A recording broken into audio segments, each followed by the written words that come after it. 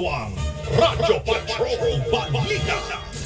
Pinakasariwa at pinakamakabuluhang mga balita. Kinalap ng Radyo Patrol at ng buong puwersa ng ABS-CBN News and Current Affairs Group. Radyo Patrol Balita. At ngayon, narito ang inyong tagapagbalita.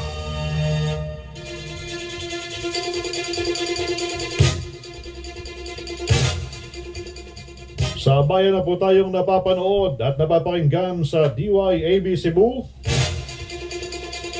Linggo ngayon, April 20, 2014, sa ulo po ng mga nagbabagang balita. Mga nagbakasyon at gumunita ng Semana Santa sa mga probinsya pabalik na ng Maynila, road reblocking sa EDSA inaasahang matatapos na bukas. Dalawang low pressure area na mataan ng pag-asa, isang LPA posibleng maging bagyo. Baguio City, niyanig ng magnitude 3.2 na lindol. Attorney Gigi Reyes inihirit ni Senador Miriam Defensor Santiago na ipatawag din sa Senado kaugnay ng Port Parel scam. 16 na tauhan sa isang sugar refinery sa Nasugbo, Batangas, tatapunan ng nakalalasong kemikal. Engineer na dinukot sa Sulu, pinakawalan na. At ngayon, dakuhan naman natin ang mga mainit na balita sa Cebu, hatid ng ating mga anchor na sina Ferdinand Manyos at Rico RC Dalagit. Maayong udto, DYAB Cebu. Maayong udto June at Junray. Ito ngayon ang mga headlines mula dito sa Cebu. Ideklara ng Police Regional Office 7 na generally peaceful ang Semana Santa dito sa Central Visayas. Dumarami na ang mga pasahero sa mga terminal at pier dito sa Cebu sa pagbabalik ng mga bakasyonista. Tinatayang 100,000 katao dumayo sa Sugat Kabanhawan Festival sa bayan ng Mingnanilla, Cebu. Bumaba ang bilang ng mga turista ang pumunta sa Bantayan Island ngayong Semana Santa ang istang napinsala ng bagyong Yolanda.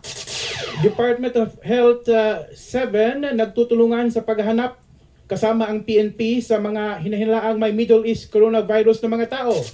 At konsihal ng Lapu-Lapu City, Cebu nakaligtas sa tangkang pagpatay. At yan ang mga headlines mula dito sa Cebu. Balik muna sa inyo, June at Junray. Salamat Cebu! At ngayon sa detalye ng mga balita. Ngayong araw na po inaasahang magbabalikan sa Kamaynilaan ang mga nagsipagbakasyon sa mga probinsya noong Semana Santa. Sa South Luzon Expressway, kahapon pa nagsimulang dumami ang mga sasakyang pabalik ng Metro Manila, pero ngayong umaga ay muli namang lumuwag ang tali ng trapiko doon. Maging sa Star Tollway sa Batangas ay maluwag pa naman ang daloy ng trapiko sa magkabilang lane. Wala pa rin nakikita ang problema sa daloy ng trapiko sa Skyway maliban na lamang pagpasok sa EDSA northbound dahil sa ginagawang road reblocking ng DPWH. Alamin natin ang mga sitwasyon sa mga bakasyonista na pauwi na sa Maynila mula sa katimugang bahagi ng Metro Manila. Report mula kay Patrol 42 Dennis Datu. Junry, iniisa-isa namin ang karamihan sa mga bus terminal dito sa EDSA Pasay City kung saan inaasahan na muli na namang itong magiging siksikan sa pagbabalik ng mga nagbakasyon sa mga probinsya sa katimugang bahagi ng Luzon. Subalit sa pagronda namin na natiling maluwag ang mga bus terminal dito Gaypaman, may mga pasahero na naghihintay na makasakay ng mga bus. Ang problema, wala pang mga bus, kaya hindi pa sila makasakay. Hindi pa kasi ang pagdating ng mga bus galing probinsya na maghahatid naman ng mga pasahero patungo dito sa Metro Manila. Ang mga naghihintay na makasakay ngayon ay ito yung mga nagbakasyon naman sa kanilang mga kamag-anak dito sa Metro Manila. Silipin naman natin ang daloy ng trapiko sa mga expressway, ang Skyway mula Alabang hanggang Magallanes. Yung taas at baba nito ay nananatiling maluwag ang daloy ng mga sasakyan.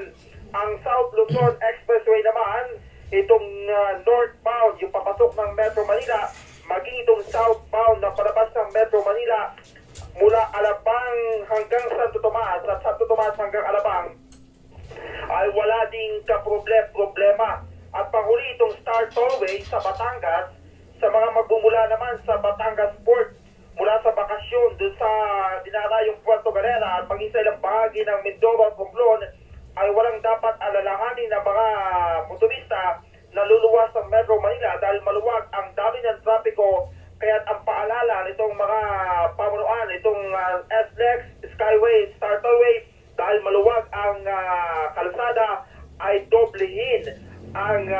pag-iingat sa pagmamaneho at sumunod sa ipinatutupad na speed limit. Ito Radyo Patrol 42, Dennis Dato, ABS-CBN, DZMM.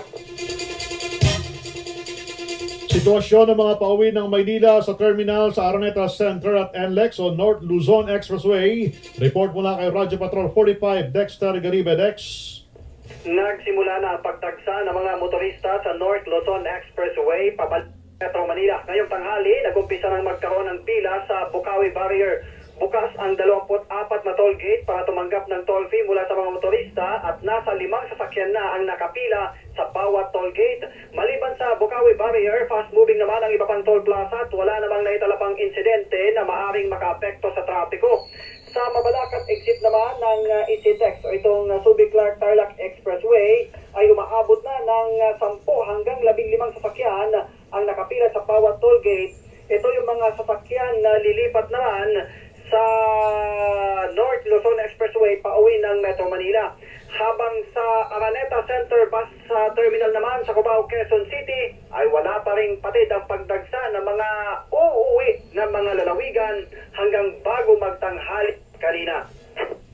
Ito ang Radio Patrol 45, Dexter Garibe, ABS-CBN, DZMM. Kumuha naman po tayo ng traffic update mula kay Traffic Angel Tina.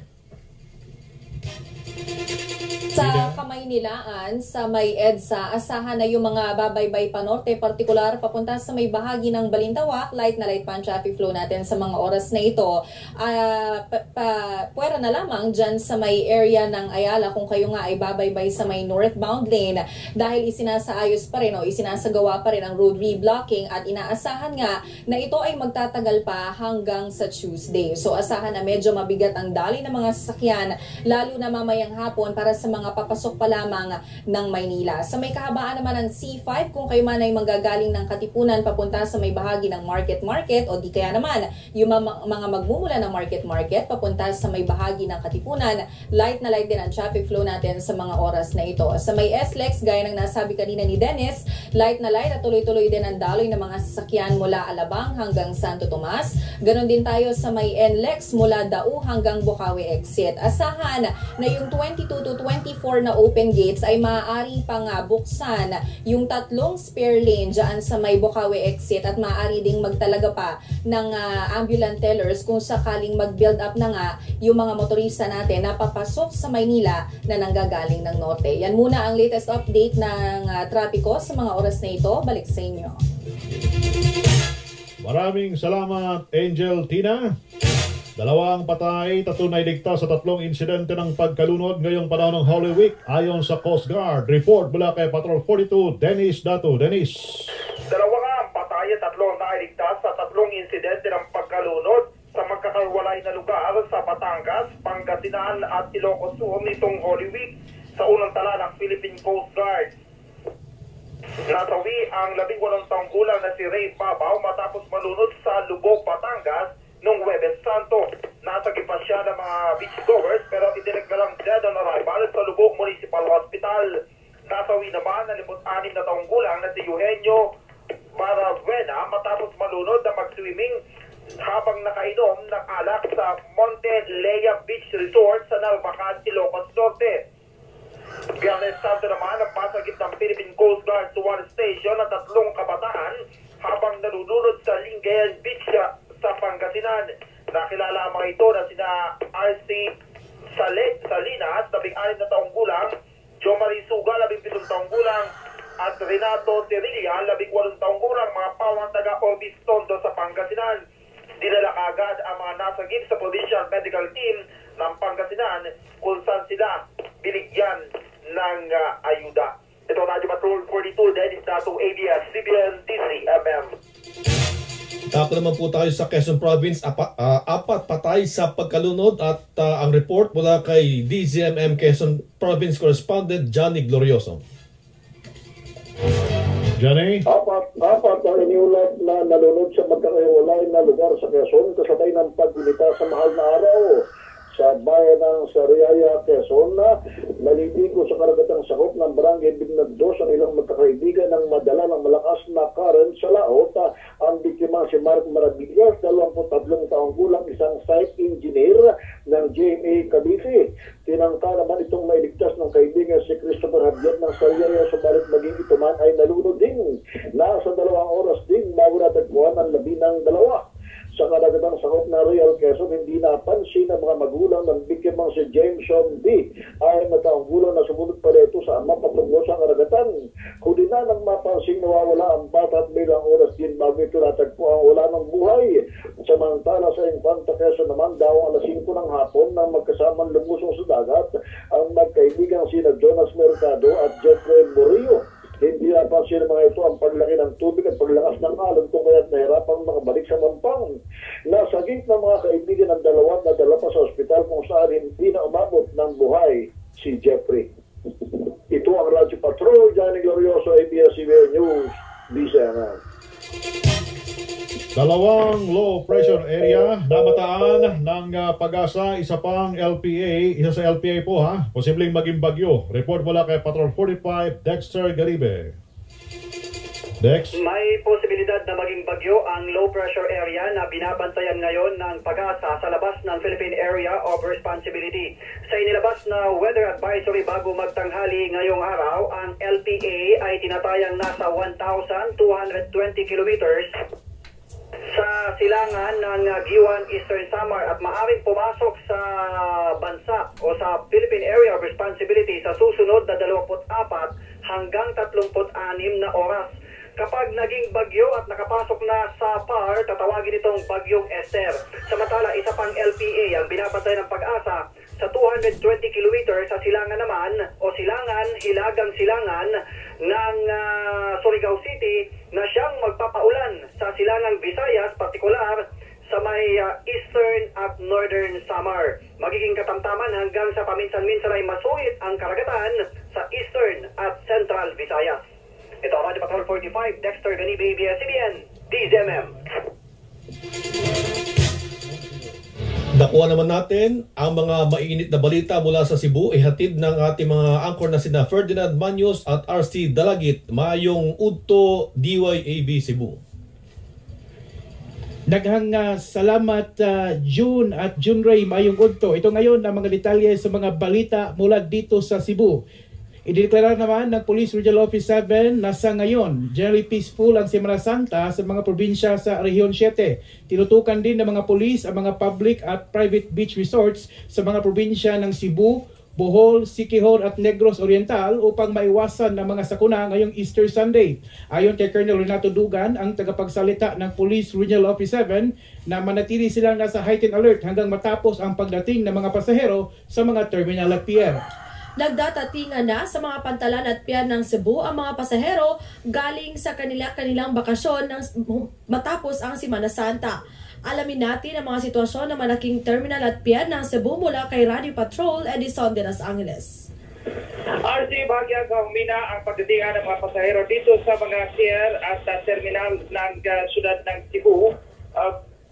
Ito ay napagbasan ng mga terminal managers at ang tagapamalakad ng Cebu South Bus Terminal ay nagsabing dadami ito mamayang hapon.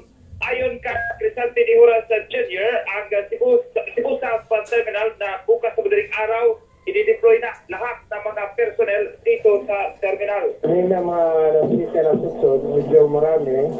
Dahil naglaylo, medyo kaunti ngayon.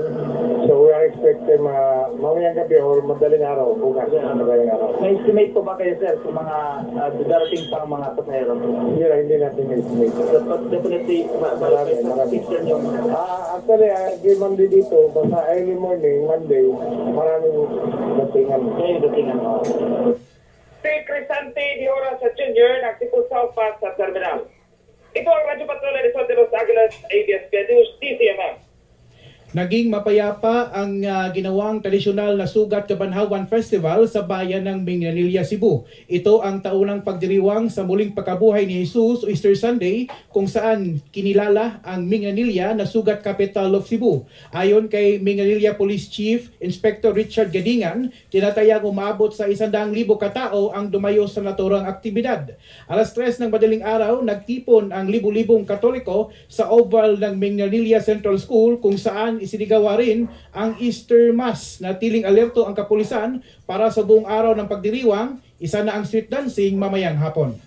Bumaba ang bilang sa mga turistang bumisita ngayong Semana Santa sa Bantayan Island ng Cebu. Ayon kay Santa Fe Bantayan Mayor Jose Esgana, umabot sa 30 hanggang 35% ang pagbaba ng tourist arrivals ngayong Semana Santa ikumpara sa nakaraang taon. Sinabi ni Mayor Esgana, dati meron silang 350 rooms para sa mga bakasyonista, pero ngayong taon matapos sinalanta ni Yolanda ang Bantayan Island, kulang sa 300 na lang ang bakante nilang mga kwarto. Patuloy rin ang rehabilitation sa mga nasalantang resorts. Ang bayan ng Santa Fe sa Bantayan Island merong 7.2 kilometers na stretch ng white sand beach at merong 31 resorts. Sinuturi itong sentro ng turismo sa isla.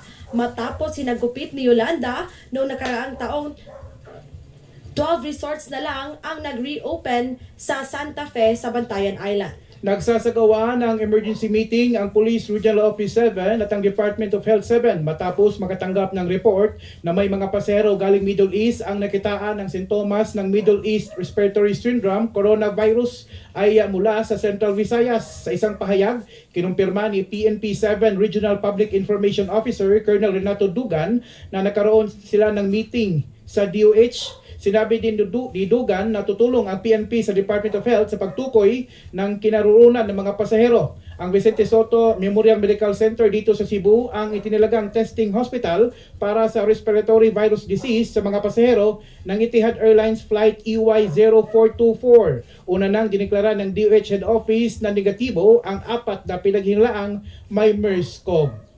Nakaligtas naman sa tangkang pamamaril si Lapu-Lapu City Councilor Leo Mercado sa loob ng isang cockpit arena sa Barangay Gunob, Lapu-Lapu City, Cebu. Ayon sa pulis, hinarang si Mercado ng isang lalaki habang papasok sa CR. Tinangkang barilin si Mercado sa isang nagngangalang Patrocinio Baring, 67 years old, ngunit hindi pumutok ang 9mm pistol ng suspect. Tumakbo pa si Mercado papasok sa CR pero nadulas.